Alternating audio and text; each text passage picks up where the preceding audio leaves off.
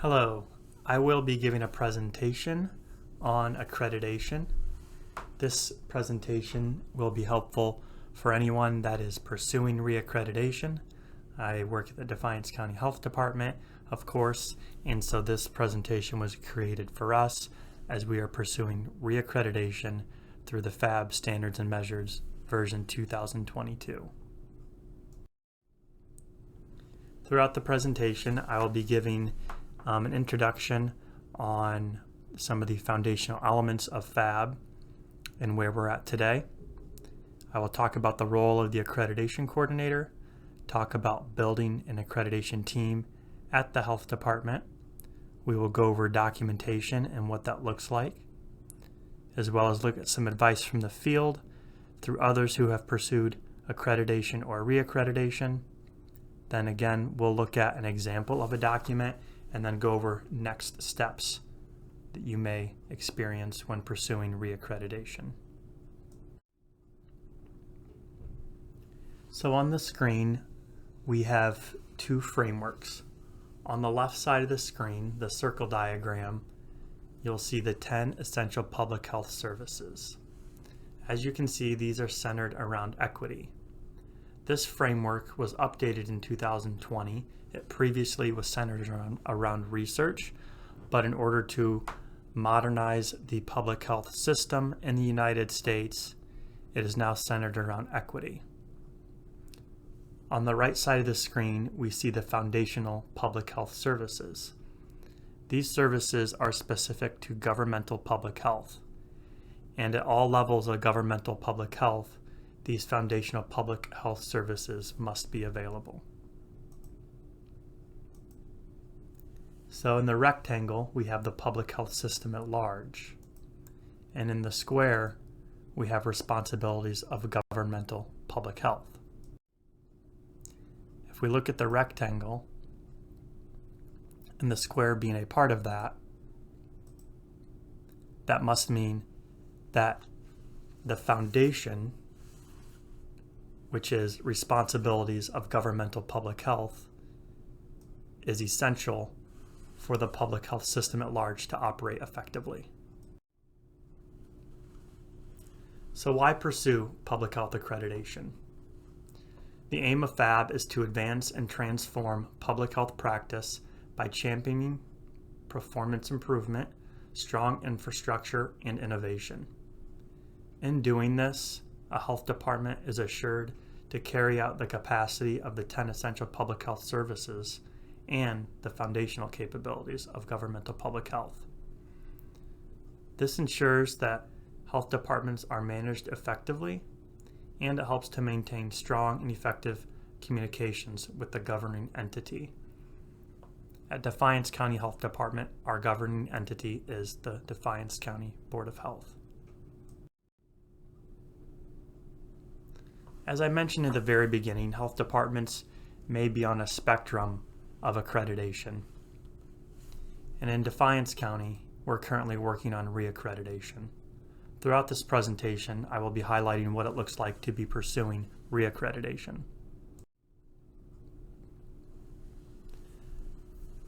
The Defiance County Health Department was initially accredited in 2019. We were accredited under version 1.5. Effective July 1st, 2022, PHAB transitioned to the newest version of the standards and measures, known as version 2022. There are some notable changes in the new PHAB standards. Some are that it moved from 12 domains to 10 domains. There are 90 fewer required documents in the new version. And again, as I mentioned previously, there's a greater emphasis on equity. This again highlights foundational public health services and also focuses on lessons that were learned during COVID-19. Next, I will be talking about some of the roles of the accreditation coordinator in reaccreditation.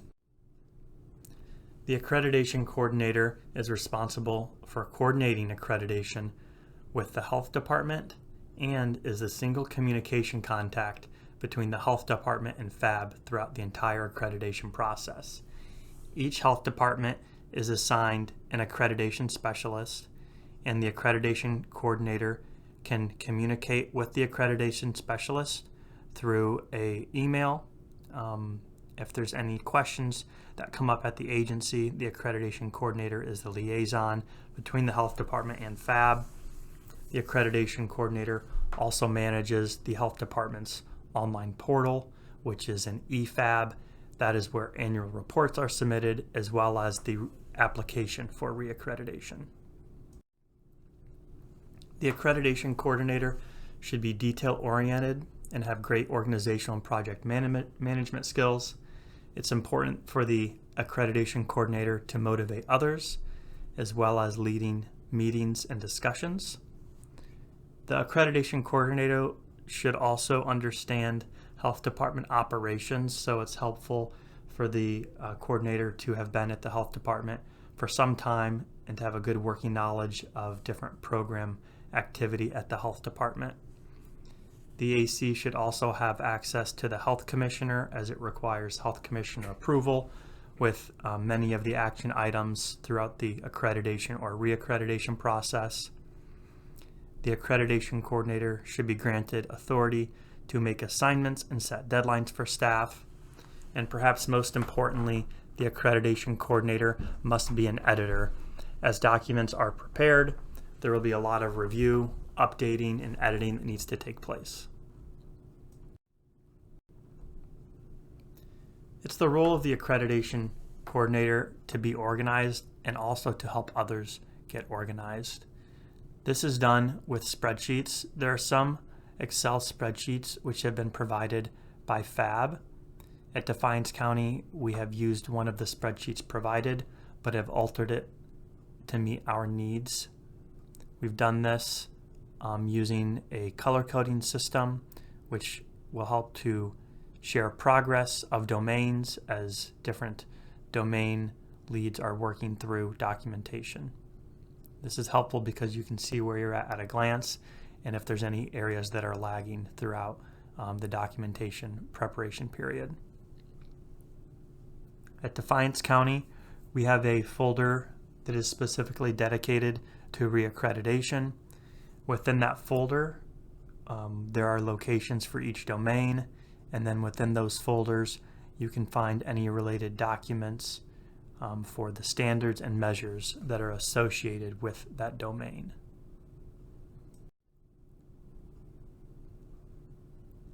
When looking at reaccreditation, there's an emphasis on certain core measures. These core measures PHAB defines across 15 measures and across 6 standards. These are all related to the community health assessment, the community health improvement plan, strategic planning at the agency, the emergency preparedness all hazards plan or the emergency operation plan, the agency's performance management system, and the agency's QI plan or quality improvement plan. So now we'll look at building a team at a health department. There's a difference between large agencies and smaller health departments that are pursuing accreditation or reaccreditation. We have 21 employees at Defiance County Health Department and will be classified as a smaller health department. It is difficult to find 10 or 12 different domain leads. In the case of version 2022, we would have 10 domains. So there is overlap amongst the domains, and there are several staff that are working in multiple domains to ensure that the capacity is there to complete the work. When setting up domain teams, it's important to look for subject matter experts in each of the areas. As staff become familiar with the domains, it becomes clear that there are specific positions that may work in a certain area or have programmatic responsibilities that are related to that domain. And so at Defiance County, specific staff have been assigned to each domain based on their normal day-to-day work responsibilities. As an agency moves through accreditation or reaccreditation, it is important to have regular domain team meetings so that members of those domain teams can walk through each of the measures together. This is definitely something that needs to occur over multiple meetings. This is not something that can be accomplished in one meeting, but rather could be broken up into multiple meetings, maybe looking at one standard or even one measure at a time.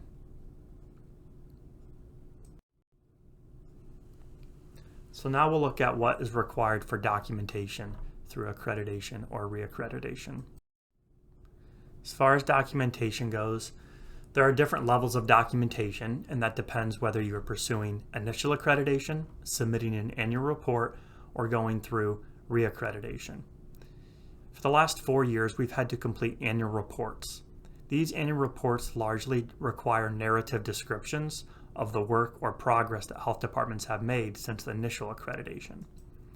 Now that we are pursuing reaccreditation, reaccreditation requires the use of examples, which could be actual documents. These may be policies, programs, procedures, or screenshots.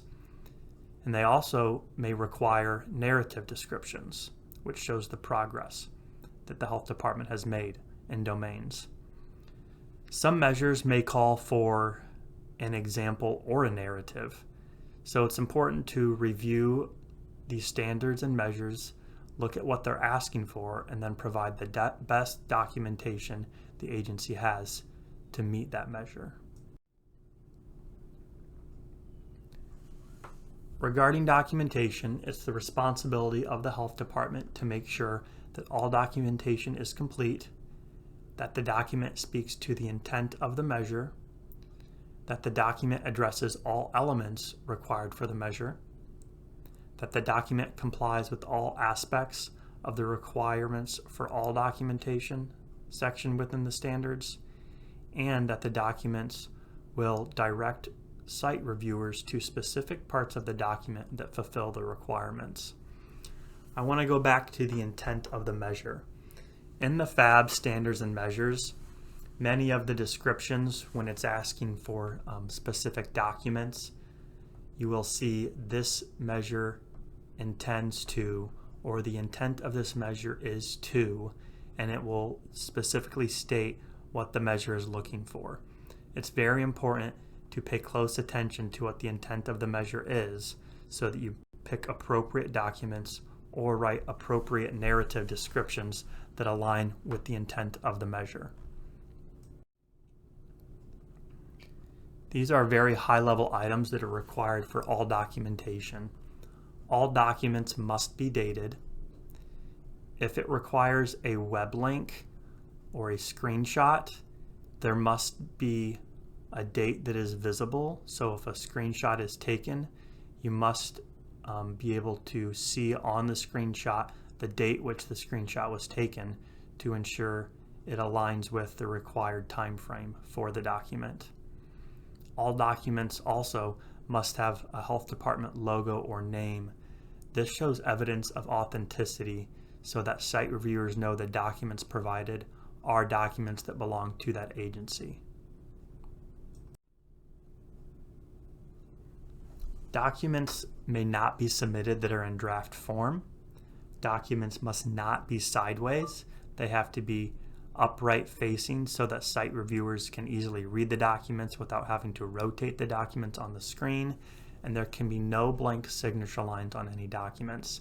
If there are blank signature lines, the document, if required to have a signature, should be signed prior to uploading it, or if the document does not require approval or signature, the signature line can be removed.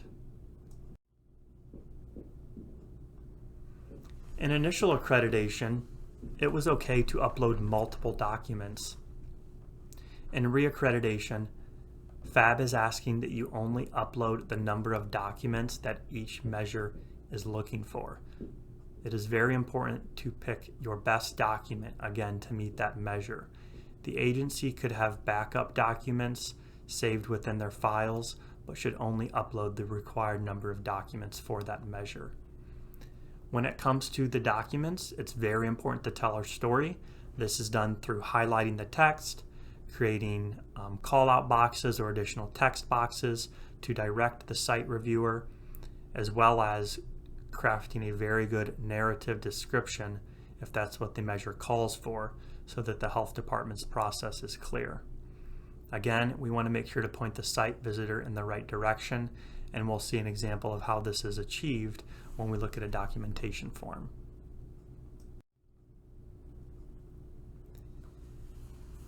The Public Health Accreditation Board's scope of authority, again, is focused on public health. So this is population health versus individual health.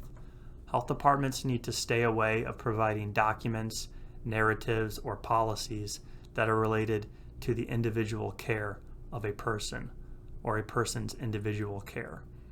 Examples that are acceptable to show population health versus individual health are performance management, customer satisfaction, and quality improvement data, WIC, family planning or home health information, health insurance and access to care, chronic disease, injury prevention, and occupational health examples, environmental health, and workforce development examples.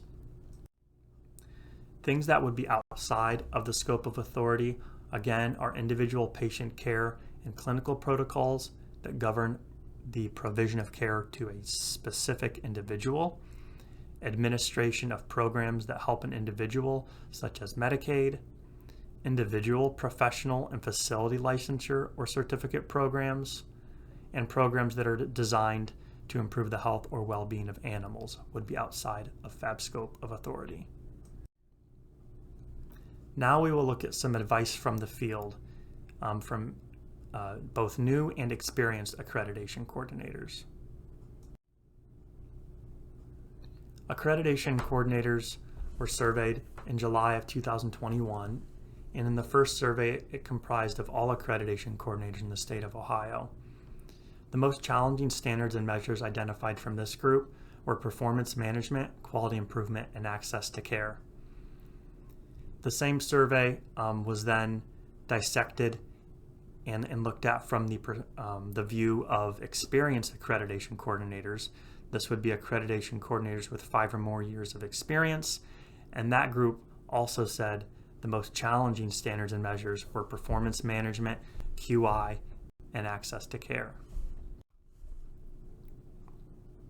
Some other words of advice from experienced accreditation coordinators were to not put items off. One coordinator said that even during COVID, the agency kept going because they knew what was coming around the corner. It's important to keep quality improvement efforts going and to be able to document any quality improvement projects that take place within the agency. It's also important to take time to organize your process, making sure you're looking at where you're at. And in the PHAB measures, there are some low-hanging fruit, things that may be pretty easy to achieve or provide examples of. It's recommended to tackle those measures first so that more time can be dedicated to tackling the more difficult standards and measures. Additional advice included creating a network of accreditation coordinators. Maybe there's others that are going through the same process, whether it be accreditation or reaccreditation, at the same time that you are, that you could bounce ideas off of. Also, do not make easy measures hard. For example, if an agency is not submitting things to an institutional review board, the agency would simply state that we do not do human research. That would not be necessary to prove in that case.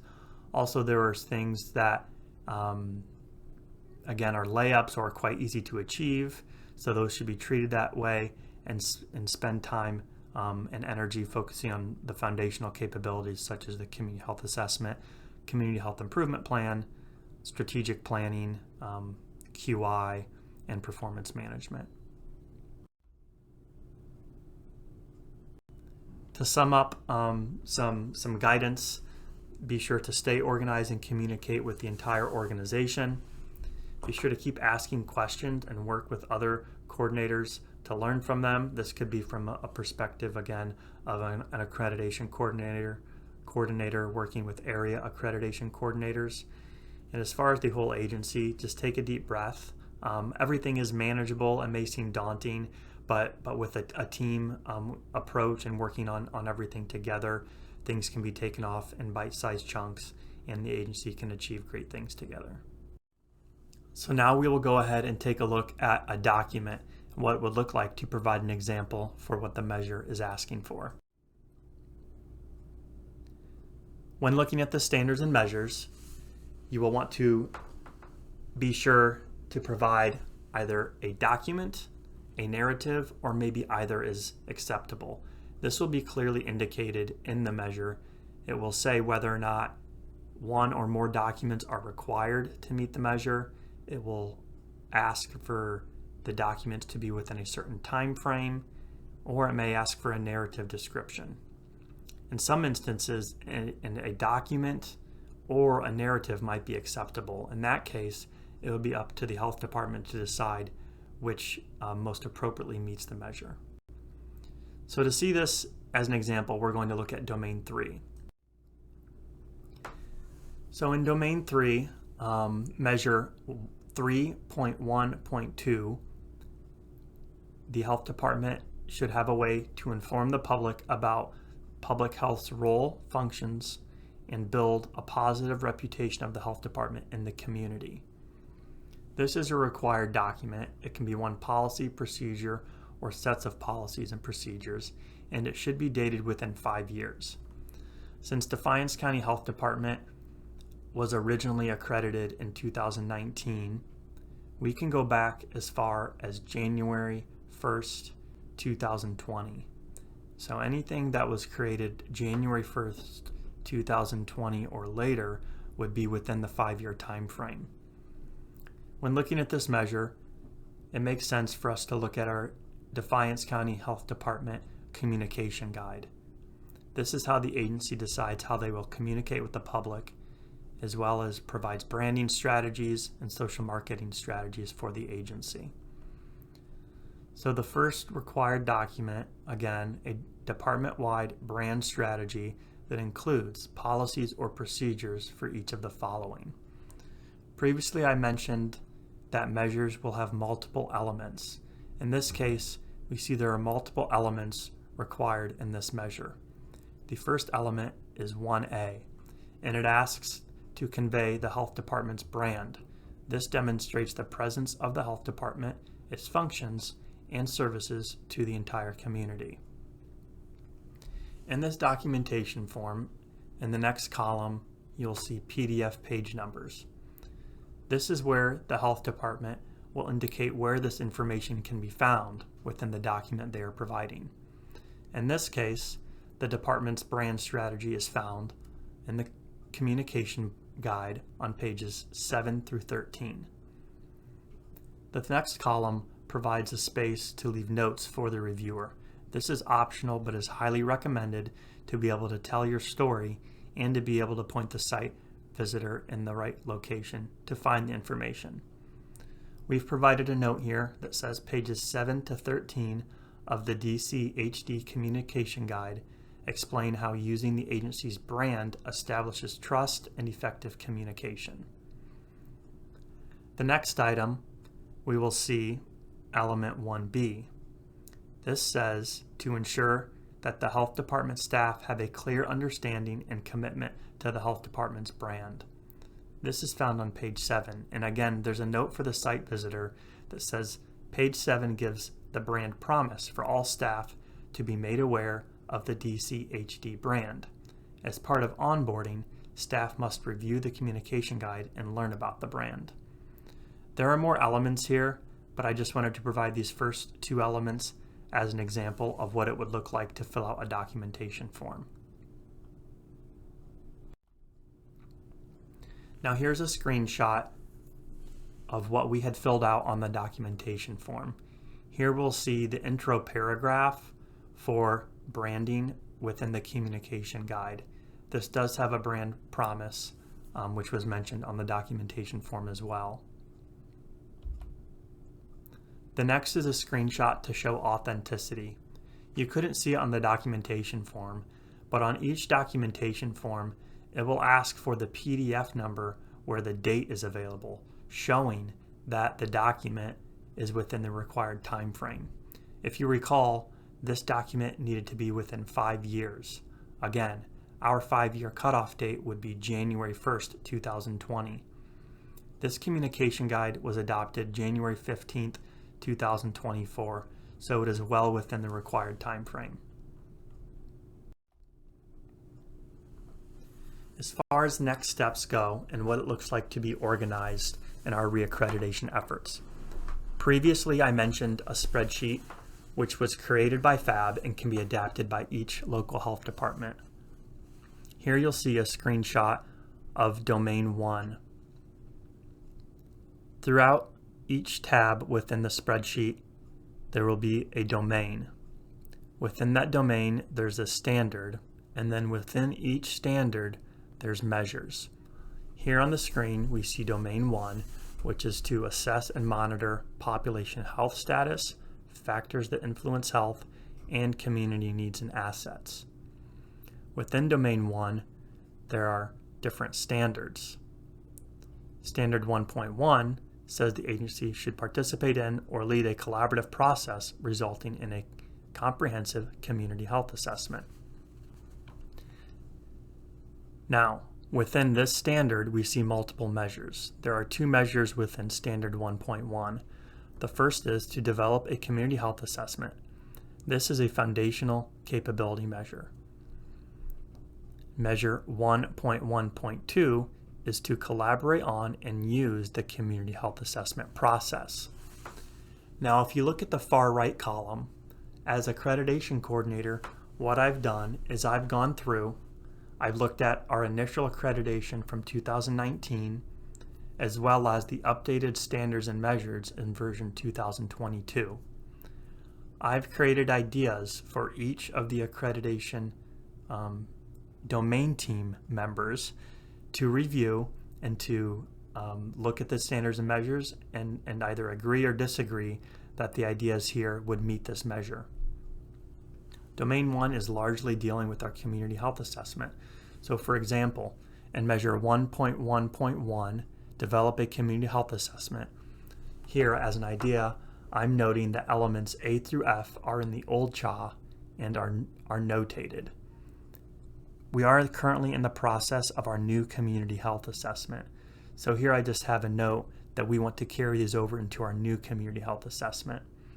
I did indicate that we must update to include element G, community assets or resources beyond healthcare, public health access to address health challenges.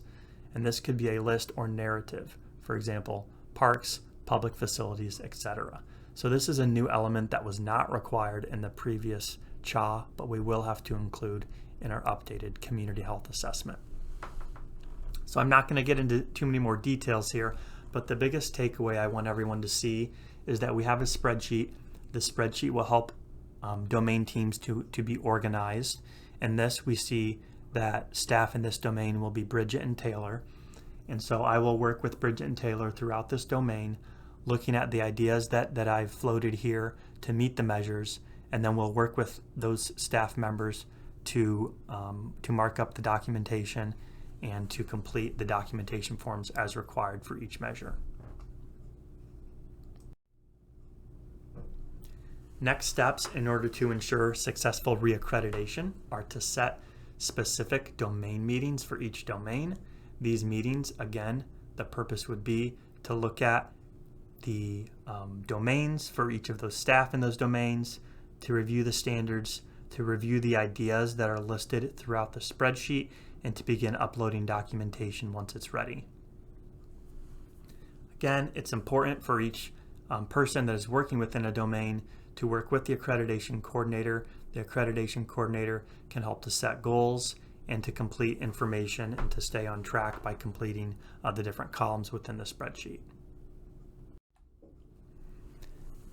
This concludes the overview of the reaccreditation process, specifically for version 2022, as just a high-level overview.